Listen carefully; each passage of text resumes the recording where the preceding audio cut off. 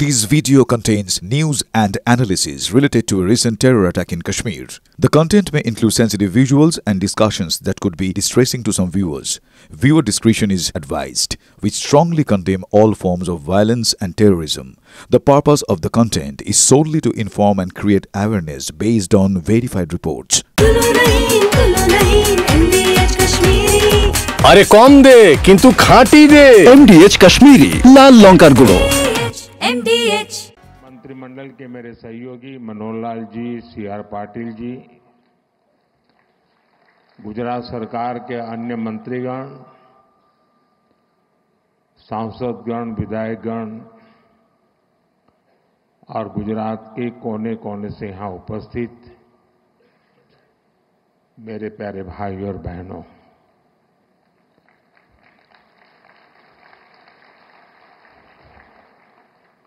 मैं 2 दिन से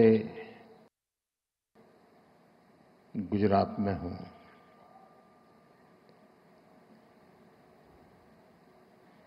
कल मुझे वडोदरा,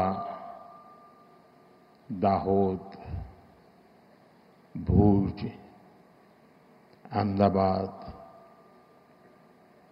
और आज सुबह सुबह गांधीनगर, मैं जहां जहां गया ऐसा लग रहा है देशभक्ति का ज्वार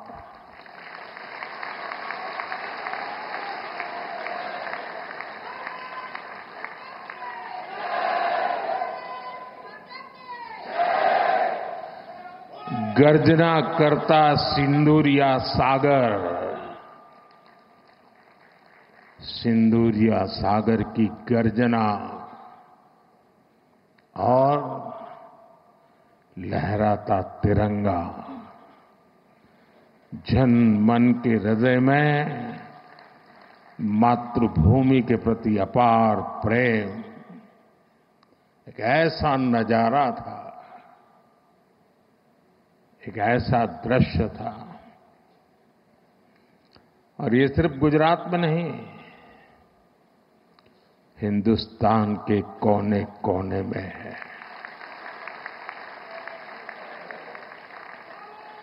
हर हिंदुस्तानी के दिल में है।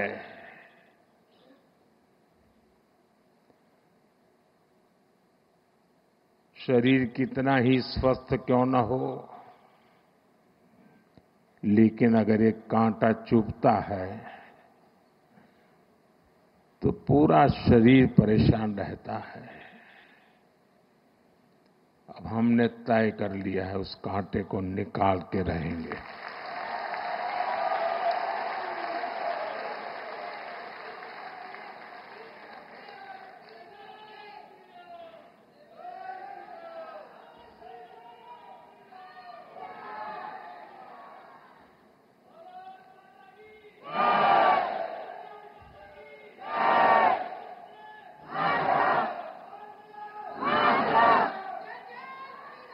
साथियों,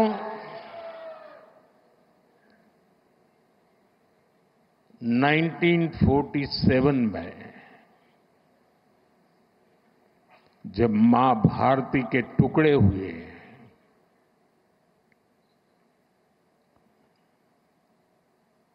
कटनी चाहिए थी तो जंजीरें, लेकिन काट दी गई भुजाएं। देश के 3 टुकड़े कर दिए गए।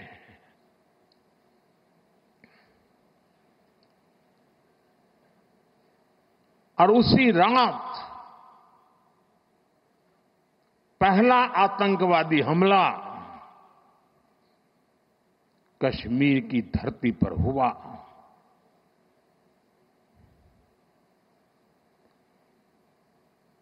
मां भारती का एक हिस्सा आतंकवादियों के बलबूते पर, मुजाहिदों के नाम पर पाकिस्तान ने हड़प ले लिया।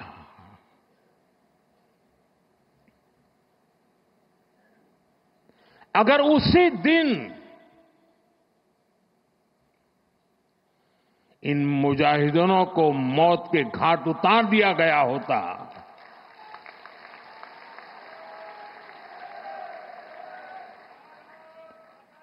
और सरदार पटेल की इच्छा थी कि पीओके वापस नहीं आता है तब तक सेना रुकनी नहीं चाहिए। लेकिन सरदार साहब की बात मानी नहीं गई और ये मुजाहिदीन जो लहू चख गए थे, वो सिलसिला 75 साल से चला है। पहलगाम में भी उसी का विकृत रूप था। 75 साल तक हम झेलते रहे और पाकिस्तान के साथ जब युद्ध का नौबत आई, तीनों बार भारत की सैन्य शक्ति ने पाकिस्तान को धूल चटा दी।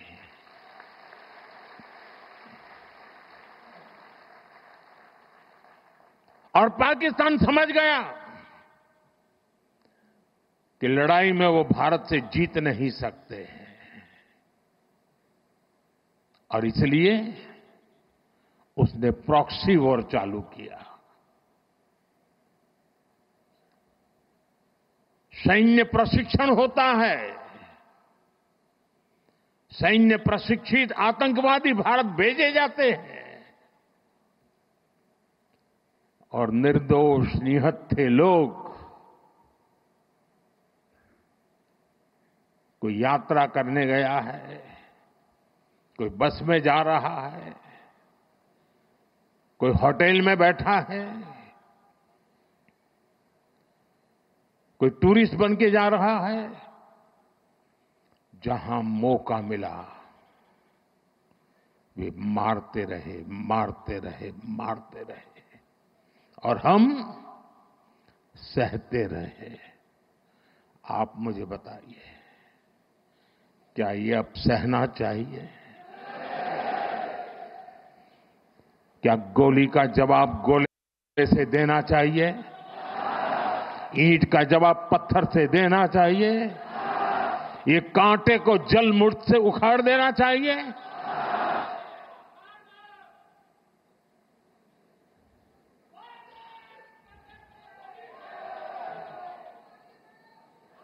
साथियों, ये देश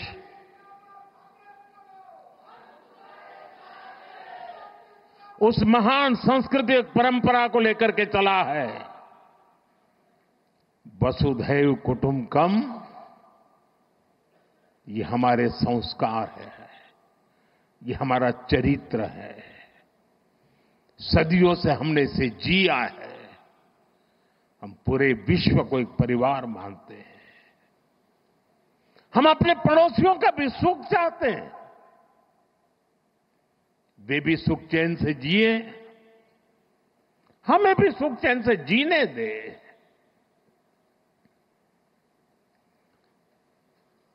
ये हमारा हजारों साल से चिंतन रहा है।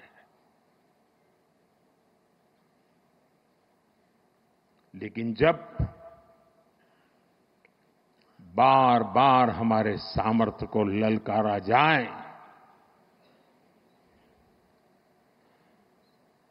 तो ये देश वीरों की भी भूमि है।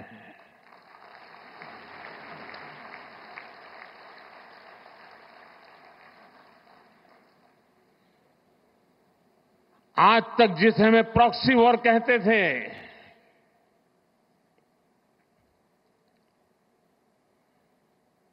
6 मई के बाद जो दृश्य देखे गए, उसके बाद हम इसे प्रॉक्सी वॉर कहने की गलती नहीं कर सकते हैं। और इसका कारण है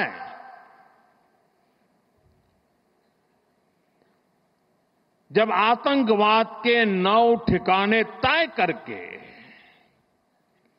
22 मिनट में साथियों 22 मिनट में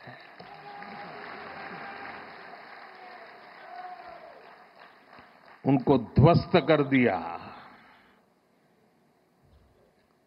और इस बार तो सब कैमरा के सामने की सारी व्यवस्था रखी थी ताकि हमारे घर में कोई सबूत न मांगे। अब हमें सबूत नहीं देना पड़ रहा है, वो ऊपर वाला दे रहा है।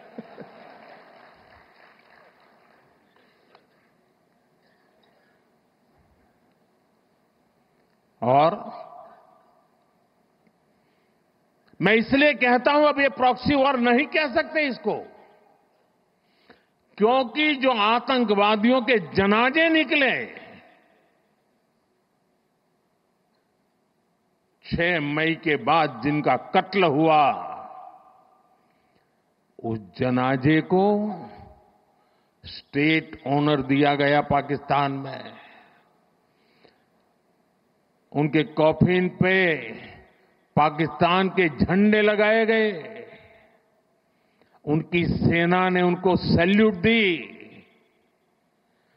ये सिद्ध करता है कि आतंकवादी गतिविधि ये प्रॉक्सी वॉर नहीं है, ये आपकी सोची समझी युद्ध की रणनीति है।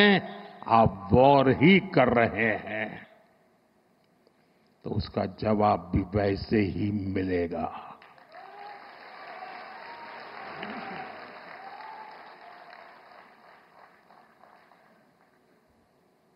हम अपने काम में लगे थे, प्रगति के राह पे चले थे।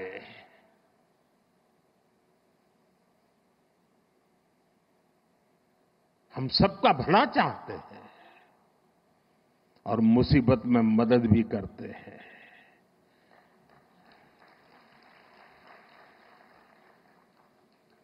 लेकिन बदले में खून की नदियां बहती है।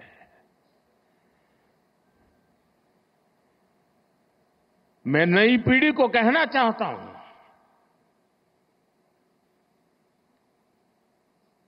देश को कैसे बर्बाद किया गया है। 1960 में जो इंडस वाटर ट्रीटी हुई है, अगर उसकी बारीकी में जाएंगे तो आप चौंक जाएंगे। यहां तक तय हुआ है उसमें कि जो जम्मू कश्मीर की अन्य नदियों पर डैम बने हैं, उन डैम का सफाई का काम नहीं किया जाएगा, डिसिल्टिंग नहीं किया जाएगा। सफाई के लिए जो नीचे की तरफ गेट है वो नहीं खोले जाएंगे। 60 साल तक ये गेट नहीं खोले गए और जिसमें 100% पानी भरना चाहिए था, धीरे धीरे इसकी कैपेसिटी कम हो गई, 2%, 3% रह गया। क्या मेरे देशवासियों को पानी पर अधिकार नहीं है क्या? उनको उनके हक का पानी मिलना चाहिए, नहीं मिलना चाहिए क्या? और अभी तो मैंने कुछ ज्यादा किया नहीं है।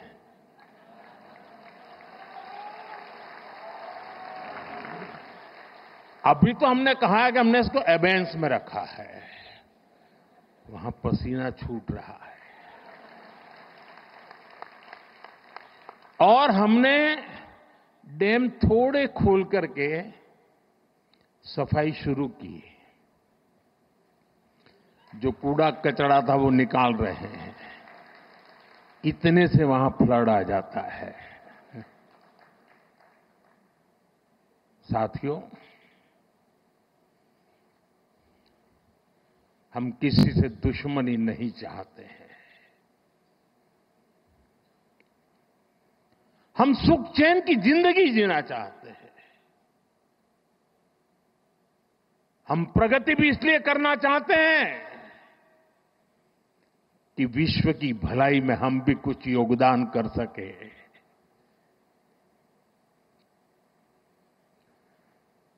और इसीलिए हम एक निष्ठ भाव से कोटि कोटि भारतीयों के कल्याण के लिए प्रतिबद्धता के साथ काम कर रहे हैं। कल 26 मई था। 2014 में 26 मई मुझे पहली बार देश के प्रधानमंत्री के रूप में शपथ लेने का अवसर मिला और तब भारत की इकोनॉमी दुनिया में 11 नंबर पर थे। हमने कोरोना से लड़ाई लड़ी, हमने पड़ोसियों से भी मुसीबतें झेली, हमने प्राकृतिक आपदा भी झेली। इन सब के बावजूद भी इतने कम समय में हम 11 नंबर की इकोनॉमी से 4 नंबर की इकोनॉमी पहुंच गए।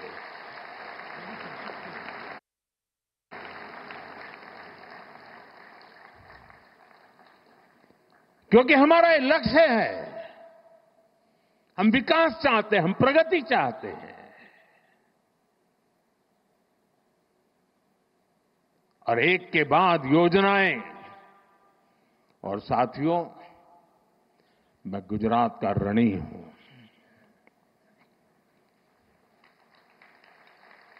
इस मिट्टी ने मुझे बड़ा किया है।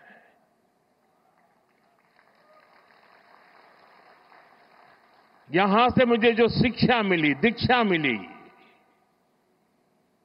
यहां से जो मैं आप सबके बीच रह करके सीख पाया, जो मंत्र आपने मुझे दिए, जो सपने आपने मेरे में संजोए, मैं उसे देशवासियों के काम आए इसके लिए कोशिश कर रहा हूं।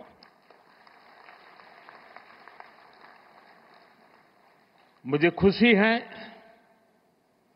कि आज गुजरात सरकार ने शहरी विकास वर्ष 2005 में इस कार्यक्रम को किया था, 20 वर्ष मनाने का।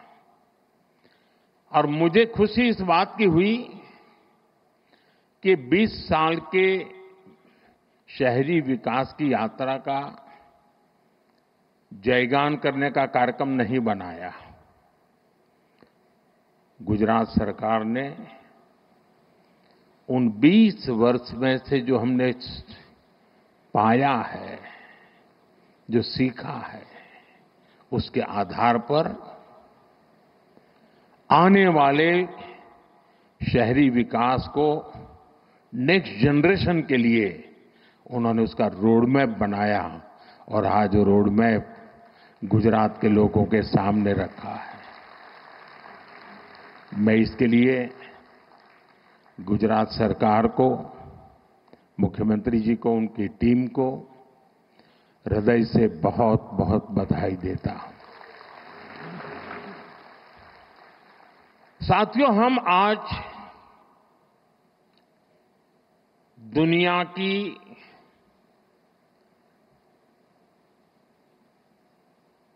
चौथी इकोनॉमी बने हैं। किसी को भी संतोष होगा कि अब जापान को भी पीछे छोड़ करके हम आगे निकल गए। और मुझे याद है, हम जब 6 से 5 बने थे तब देश में और ही उमंग था, बड़ा उत्साह था, खास करके नौजवानों में। और उसका कारण ये था कि 250 साल तक जिन्होंने हम पर राज किया था ना, उस यूके को पीछे छोड़ करके हम 5 बने थे। लेकिन अब 4 बनने का आनंद जितना होना चाहिए, उससे ज्यादा 3 कब बनोगे इसका दबाव बढ़ रहा है। अब देश इंतजार करने को तैयार नहीं है। और अगर कोई ने इंतजार करने के लिए कहा तो पीछे से नारा आता है, मोदी है तो मुमकिन है।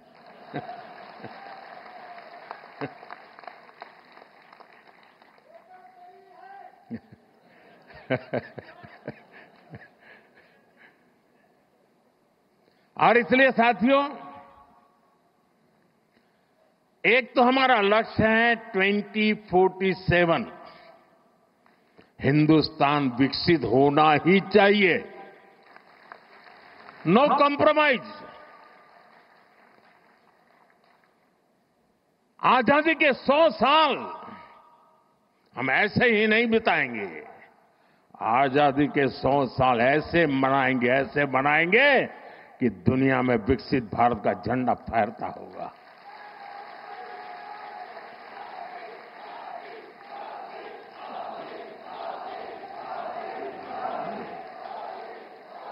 अब कल्पना कीजिए 1920, 25, 30, 40, 42 उस कालखंड में चाहे भगत सिंह हो, सुखदेव हो, राजगुरु हो, नेताजी सुभाष बाबू हो, वीर सावरकर हो, श्यामजी कृष्ण वर्मा हो, महात्मा गांधी हो, सरदार पटेल हो, इन सब ने जो भाव पैदा किया था और देश के जन मन में आजादी की ललक न होती, आजादी के लिए जीने मरने की प्रतिबद्धता न होती,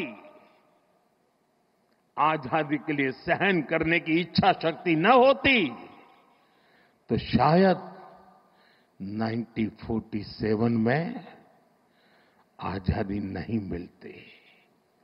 ये इसलिए मिली कि उस समय जो 25-30 करोड़ आबादी थी, वे बलिदान के लिए तैयार हो चुकी थी।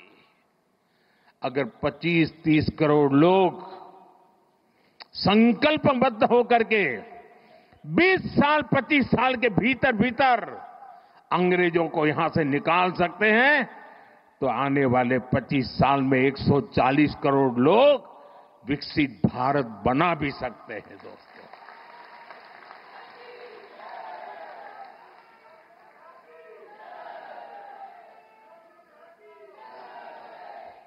और इसलिए 2030 में जब गुजरात के 75 वर्ष होंगे, मैं समझता हूं कि हमने अभी से 30 में होंगे ना, 35 में जब गुजरात के 75 वर्ष होंगे, हमने अभी से नेक्स्ट 10 ईयर का पहले एक प्लान बनाना चाहिए कि जब गुजरात के 75 होंगे तब गुजरात यहां पहुंचेगा, उद्योग में यहां होगा, खेती में यहां होगा, शिक्षा में यहां होगा, खेलकूद में यहां होगा। हमें एक संकल्प ले लेना चाहिए और जब गुजरात 75 का हो, उसके 1 साल के बाद जो ओलंपिक होने वाला है, देश चाहता है कि वो ओलंपिक हिंदुस्तान में हो।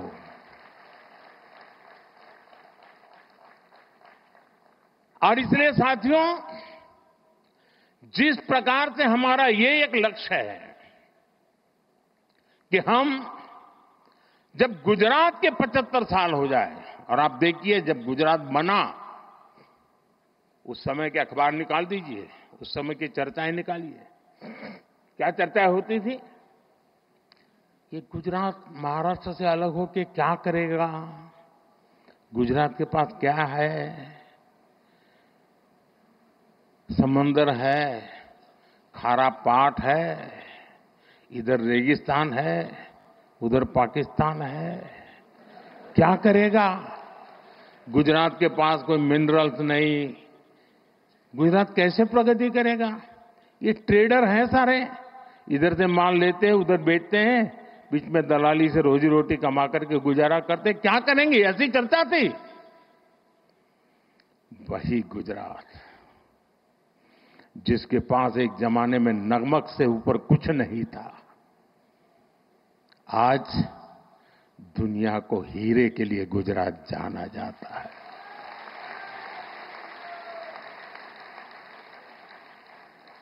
कहां नमक, कहां हीरे, ये यात्रा हमने काटी है। और इसके पीछे सुविचारित रूप से प्रयास हुआ है, योजनाबद्ध तरीके से कदम उठाए हैं। हमारे यहां आमतौर पर गवर्नेंस के मॉडल की चर्चा होती है कि सरकार में साइलोज ये सबसे बड़ा संकट है। एक डिपार्टमेंट दूसरे से बात नहीं करता है, एक टेबल वाला दूसरे टेबल वाले से बात नहीं करता है, ऐसी चर्चा होती है। कुछ मात्रा में सही भी होगा, लेकिन उसका कोई सॉल्यूशन है क्या? मैं आज आपको बैकग्राउंड बताता हूं। ये शहरी विकास वर्ष अकेला नहीं, हमने उस समय हर वर्ष को किसी न किसी एक विशेष काम के लिए डेडिकेट करते थे। जैसे 2005 में शहरी विकास वर्ष मना गया। एक साल ऐसा था जब हमने कन्या शिक्षा के लिए डेडिकेट किया था। एक वर्ष ऐसा था जो हमने पूरा टूरिज्म के लिए डेडिकेट किया था। इसका मतलब ये नहीं कि बाकी सब काम बंद करते थे, लेकिन सरकार के सभी विभागों को उस वर्ष अगर फॉरेस्ट डिपार्टमेंट है तो उसको भी अर्बन डेवलपमेंट में वो कंट्रीब्यूट क्या कर सकता है, हेल्थ विभाग है तो अर्बन डेवलपमेंट ईयर में कंट्रीब्यूट क्या कर सकता है, जल संरक्षण मंत्रालय है तो वो अर्बन डेवलपमेंट में क्या कंट्रीब्यूट कर सकता है, टूरिज्म डिपार्टमेंट है तो वो अर्बन डेवलपमेंट में क्या कंट्रीब्यूट कर सकता है।